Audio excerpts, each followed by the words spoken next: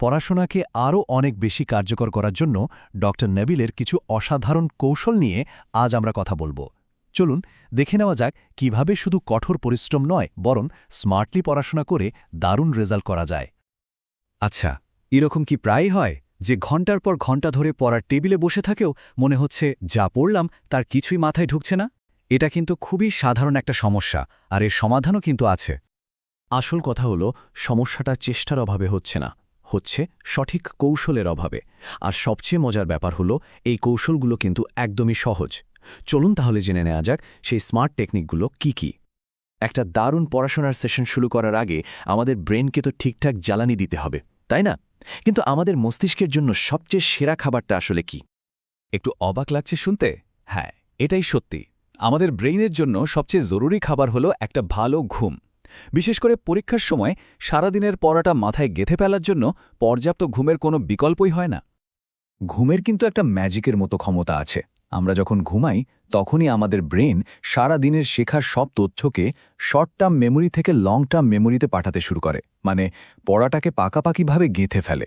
তাই পরীক্ষার আগে রাত জাগাটা কিন্তু লাভের চেয়ে ক্ষতিই বেশি করে ফেলে। ঘুম তো গেল, এছাড়া এমন কিছু খাবারও আছে যা সরাসরি আমাদের ব্রেইনের শক্তি বাড়াতে পারে। এগুলোকে বলা হয় সুপারফুড।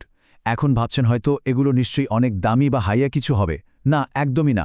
ডক্টর নাবিল এমন দুটি সাধারণ খাবারের কথাই কিন্তু বলেছেন। মধু আর টক দই দুটোই তো আমাদের হাতের কাছেই পাওয়া যায়, তাই না? এই দুটি খুবই সাধারণ খাবারই কিন্তু আমাদের স্মৃতিশক্তি আর মনোযোগ বাড়াতে দারুণভাবে কাজ করে। আর সাথে তো একটা দারুণ টিপসও থাকলো। আচ্ছা, ব্রেনকে তো ঠিকঠাক খাবার দেয়া হলো। এবার আসা যাক আসল জায়গায়, পড়ার টেবিলে। পড়ার সময় ঠিক কোন কৌশলগুলো ব্যবহার করলে আমাদের মনোযোগ আর স্মৃতিশক্তি দুটোই বেড়ে যাবে, চলুন দেখি। আমরা অনেকেই ভাবি যে একটানা ঘন্টার পর ঘন্টা পড়লেই বুঝি বেশি মনে থাকে। ধারণাটা কিন্তু একদম ঠিক না। এর চেয়ে অনেক বেশি কার্যকর হলো এই ২৫-৫ নিয়ম। কারণটা খুব সহজ। আমাদের মস্তিষ্ক একটানা ২৫ মিনিটের বেশি গভীর মনোযোগ ধরে রাখতে পারে না। তাই ২৫ মিনিট মন দিয়ে পড়ার পর ৫-৭ মিনিটের একটা ছোট্ট বিরতি ব্রেনকে রিচার্জ করে ফেলে, পরের সেশনের জন্য তৈরি করে দেয়। আচ্ছা, কঠিন বা অপছন্দের বিষয়গুলো পড়তে কি ভালো লাগে? একদমই না। এর জন্য একটা দারুণ ট্রিক আছে। পড়াটা শুরু করুন প্রিয় কোনো বিষয় দিয়ে। যখন একটা ফ্লো চলে আসবে তখন এর মাঝে মাঝে কঠিন বিষয়টাকে ঢুকিয়ে দিন। দেখবেন ওই কঠিন পড়াটাও তখন আর ততটা বিরক্তিকর বা কঠিন মনে হচ্ছে না। এত কষ্ট করে যে পড়াটা হলো সেটা যদি কয়েক ঘন্টা পরেই ভুলে যাই তাহলে তো কোনো লাভই হলো না, তাই না? তো পড়াটাকে মাথায় স্থায়ী করার সবচেয়ে সহজ উপায় হলো প্রতি ঘন্টায় মাত্র একবার করে নোটসের মূল পয়েন্টগুলোতে চোখ বুলিয়ে নেওয়া। এতে তথ্যগুলো সবসময় মাথার মধ্যে একদম তাজা থাকবে। এটা খুবই ছোট কিন্তু দারুণ মজার একটা হ্যাক। বলা হয় যে নীল রং নাকি আমাদের ব্রেনে একটা শান্ত আর মনোযোগী পরিবেশ তৈরি করতে সাহায্য করে। তো পরের বার যখন নোট করবেন নীল কালিটা ব্যবহার করে দেখতেই পারেন। কে জানে, হয়তো মনে রাখার কাজটা আরও একটু সহজ হয়ে গেল। আমরা কিভাবে পড়ছি শুধু সেটাই কিন্তু সবকিছু না। কোথায় বসে পড়া হচ্ছে, অর্থাৎ চারপাশের পরিবেশও কিন্তু আমাদের মনোযোগের ওপর অংশন একটা প্রভাব ফেলে। প্রশ্নটা শুনতেই কেমন যেন অবাক লাগছে, তাই না? কিন্তু এর উত্তরটা কিন্তু আরও বেশি অবাক করার মতো। আমাদের চারপাশের পরিবেশ পড়ার গতিকে নাটকীয়ভাবে বদলে দেওয়ার ক্ষমতা রাখে।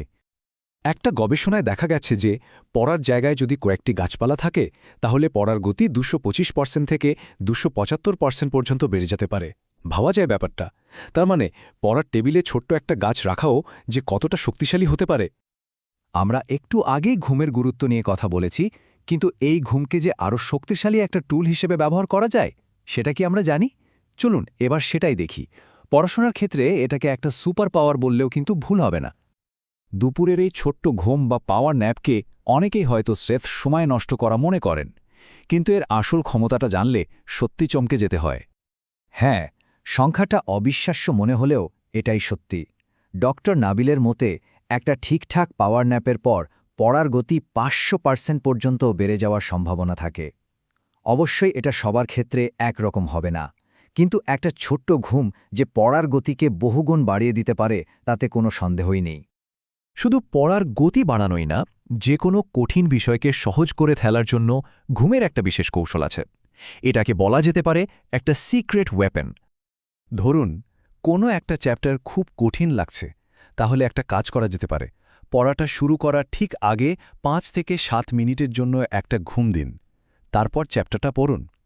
পড়া শেষ হলে আবার ঠিক 5 থেকে 7 মিনিটের জন্য আরেকটা ঘুম দিন। দেখবেন মস্তিষ্ক ওই কঠিন তথ্যগুলো কত সহজে গ্রহণ করে নিয়েছে আর মনেও রেখেছে। তো এই আলোচনা থেকে এটা পরিষ্কার যে পড়াশোনাকে আরও কার্যকর আর আনন্দদায়ক করার জন্য আমাদের হাতে কতগুলো সহজ কিন্তু অবিশ্বাস্য রকমের শক্তিশালী টুলস রয়েছে।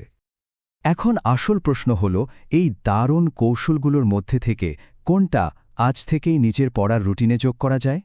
মনে রাখতে হবে, যে কোনো একটা ছোট পরিবর্তনও কিন্তু পরীক্ষার খাতায় অনেক বড় একটা ফলাফল নিয়ে আসতে পারে।